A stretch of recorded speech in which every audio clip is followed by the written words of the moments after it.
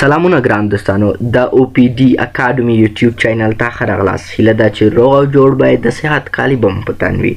خوښ او خوشحاله یم چې بیا هم ستاسو په خدمت کې حاضر شوی یم. ګران دوستانو لکه څنګه چې تاسو په لومړنۍ ویډیویي درس کې ولیدل چې موږ یو څه د ورډ پروګرام سره اشنایي پیدا کړه او د یو څه مو د ورډ د خلاصولو طریقه زده کړه چې څنګه بلانک ورډ بک خلاص کړو. نو نور راځم دوستانو تاسو ته د ورډ په اړه یو څه نور معلومات وړاندې کوم، د ورډ د استفاده کولو په اړه، د ورډ د ایډیټ په اړه چې کوم ننني درسونه یو څه مهم کیږي او تاسو کاري څخه له دغه ځای څخه شروع کیږي کوم چې تاسو استفاده ترې کولی شئ. نو دوستانو دغه څخه چې کومه ګورئ دغه زموږ ټوله کاري څخه ده چې دلته کوم لیکل کوو هغه د دغې صحیح په واسطه کوم اپشنونه چې دي ایډیټ کیدلی شي. نو دوستانو راځم تاسو ته د دغه ځای د تشریح یعنې دلته چې هر څه موجود دي دغه ځای تشریح به له صفر څخه تر سلو پورې یعنې هر هغه څه چې پکې مهم تاسو ته تشریح کوو. نو دوستانو اول راځم دغه شنه څخه چې تاسو ګورئ کومه دغه ټوله برخه د ټایټل بار په نوم یادیږي. په ټایټل بار کې دوستانو دې خواته یعنې ښي طرف ته دغه درې بټن د کلوزینګ بټن په نوم یادیږي. نو دغه کلوزینګ بټن چې دی دوستانو دغه زموږ لپاره د ورډ صفحه بندوي، مکسیمایز کوي یا هم مینیمایز کوي. کوم ایکس چې تاسو ګورئ موږ په مکمله ډول زموږ لپاره د ورډ صفحه تړي یعنې موږ د ورډ څخه د باندې وباسي. دوم کله تاسو دغه د مکسیمایز بټن ګورئ دغه زموږ لپاره د صفحه تنظیموي یا یې کوچنی کوي یا یې هم لوی کوي. دریم د مینیمایز بټن د دوستانو کله چې موږ غواړو د سټاپ ته لاړ شو نو کله چې مینیمایز بټن باندې کلیک وکړو نو زموږ لپاره دغه د ورډ صفحه په موقتا ډول بندوي یعنې موږ بیا ترې استفاده کولی شو فقط یې له ډیسکټاپ څخه لرې کوي. نو دوستانو د دې لپاره دغه ستاسو لپاره یو څه اسانه وي. ما یو عکس راخیستی دی چې په هغې کې ټول په منظم ډول ستاسو لپاره ښودل شوي دي. نو زه یې فقط تشریح کوم، تاسو یې د دې عکس له مخې د ځان لپاره نوټ کړئ.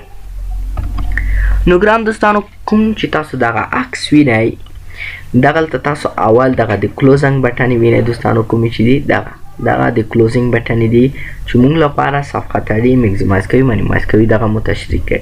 بل دوستانو د ساین ان بټن ده. ساین ان بټن چې ده دغه موږ د مایکروسافټ افیس له کمپنۍ سره رجسټر کوي یعنې موږ کولی شو اکاونټ جوړ کړو خو په هغه صورت کې چې موږ انټرنیټ ته لاسرسی ولرو. شیر هم دوستانو کله چې موږ اکاونټ ولرو نو د نورو خلکو سره خپل معلومات شیر کولی شو.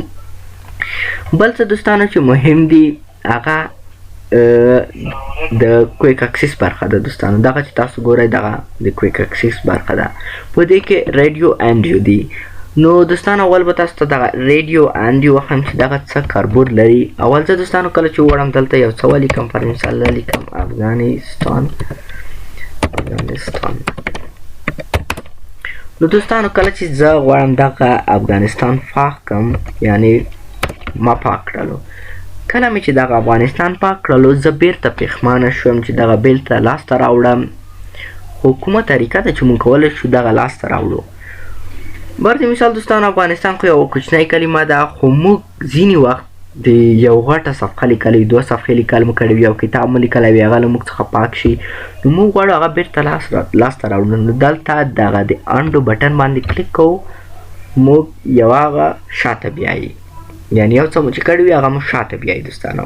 نو کله چې زه پښیمانه شوم د انډو بټن باندې کلیک کوم چې موږ بیا هغه شاته بیایي. نو موږ چې له دې مخکې چې د انډو بټن کلیک کړو د هغې نه مخکې مو چې کومه پروسه ته رسولې بیا مو انټر کړی وي د هغې ته مو وړي. بله دوستانو د ریډو بټن ده. ریډو بټن سره څه کولی شو؟ فرض مثال ما دا بیرته ریکور کړ زه بیرته پښیمانه شوم بیا یې صفحه کوم نو ریډو بټن باندې کلیک کوم دغه بیرته پاکېږي. نو د دې لپاره دوستانو چې یو څه اسانتیا رامنځته شوې وي یعنې په اسانه طریقه مو کړې وي چې دغه پاکول او غیر پاکول زده کړو. نو دوستان دغه لپاره دوې طریقې دي. اول دا دوستانو دا زه به دلته کلیک کوم دلته صفحه کې. نو دوستانو اول چې کله مونږ غواړو چې یو څه انډو کړو د هغې دپاره باید مونږ شارټکټ کی زده کړو چې زموږ کار لا اسانه کولی شي. دوستان یعنې تاسو کولی شئ په مایکروسافټ افیس ورډ کې له شارټکټ کی څخه کار واخلئ کوم چې زموږ په کار کې ډېرې مهمې دي. یعنې یو وخت تاسو له یو لوی کمپنۍ سره کار کوئ هغلته ډېر اسناد یا هم کتاب لیکئ نو تاسو نشئ کولی چې هر وخت ماوس ته راشئ بیا انډو کوئ بیا ریډو کوئ. نو پر مثال تاسو شارټکټ کی زده دي په اسانه طریقه کولی شئ. لومړی چې ده هغه د کنټرول پلس زد شارټکټ کی ده کوم چې موږ ته انډو کوي. یعنې دلته به دوستان تاسو ته ولیکم چې دغه کوم دغه د انډو لپاره استعمالي. نو دا لومړی شرکت کې شو چې کله موږ کنټرول زیډ وهو نو موږ ته انډو کوي یعنی یو شی انډو کوي. بله چې د دوستانو دغه د ریډیو ده یعنی د ریډیو لپاره موږ د کنټرول وای شرکت کې لرو. یعنی دوستان د ریډیو لپاره موږ د کنټرول وای شرکت کې لرو. دغه دوه یو څه مهمې شرکت کوي چې دوستان چې تاسو یې باید کړئ خاصتا د انډو کنټرول زیډ شرکت کې. نو دې باندې تاسو وپوښئ دوستان چې کله تاسو غواړئ یو څه شاته او مخته به یو څه پاک شوی وي نو هغه ریډیو انډو کولی شئ. بله برخه دوستانو چې تاسو په کویک اکسس کې ګورئ هغه دلته د کویس یعنی د کسټمایز کویک اکسس دغه برخه ده دوستان چې دلته تاسو څه اضافه کولی شئ. پر مثال دلته ما سیو اضافه کړی د انډ د ریډیو ده یعنی تاسو د دغې په واسطه کولی شئ چې هر هغه څه چې تاسو ډېره استفاده ترې کوئ هغه دلته د ځان لپاره اضافه کوئ. چې کوم یو څه کلیک کوئ هغه دلته دی. پر مثال زه اوپن کلیک کوم دلته د اوپن اپشن هم اضافه شولو. نو دې باندې هم دوستانو وپوښئ دی خو تر ټولو مهمه هغه چې دی هغه د ریډیو انډو دی او کویک سیو دی. کویک سیو پر مثال موږ چې یو ډاکومنټ د زیات وخت لپاره ایډیټ کوو هغه په اسانه طریقه سیو کولی شو.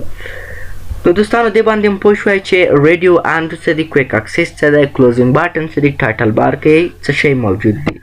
بله برخه چې ده دوستانو هغه دلته دغه د فایل منیو ده. فایل منیو دوستانو یوه ډېره مهمه منیو ده په هغې کې خاصتا دغه د انفو برخه سیو یا سیوز برخه چې ده دوستانو تاسو ته په یو څه درسونه مخکې لاړ شو یو څه تاسو پوه شوئ بیا وایو چې په هغې کې د پاسورډ برخه ډېره مهمه ده یعنې پروټکټ دی. موږ په خپل ډاکومنټ باندې څنګه پاسورډ لګولی شو یعنی کله تاسو غواړئ چې اوس انلاین ولګئ د هکرانو نه یې وساتئ نو تاسو خپل ډاکومنټ باندې پاسورډ لګولی شئ.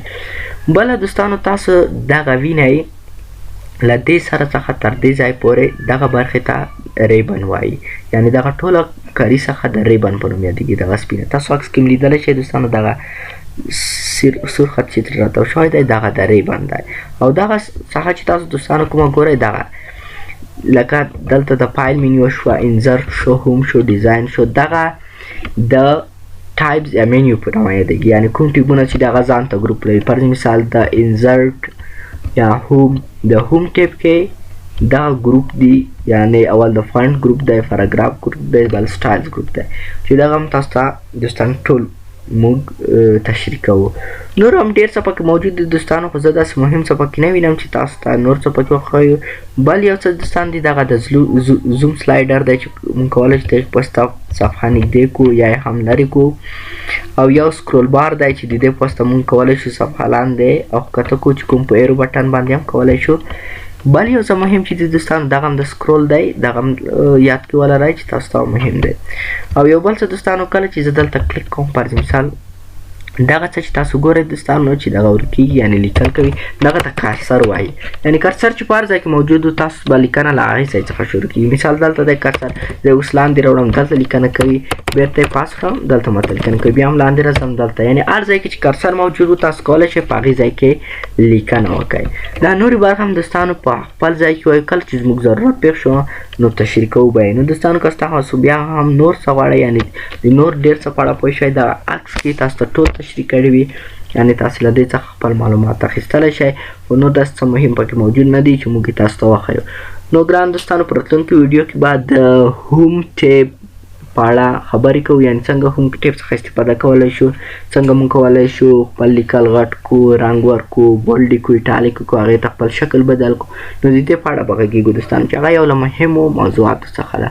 نو دوستانو له ویډیو کتل څخه ډېره مننه. خپل نظریات مو کمنټ کې راسره شیر کړئ، چینل سبسکرایب کړئ او که زموږ نورې ویډیوګانې مو نه وي کتلې هغه هم وګورئ. خوښ او باد اوسئ.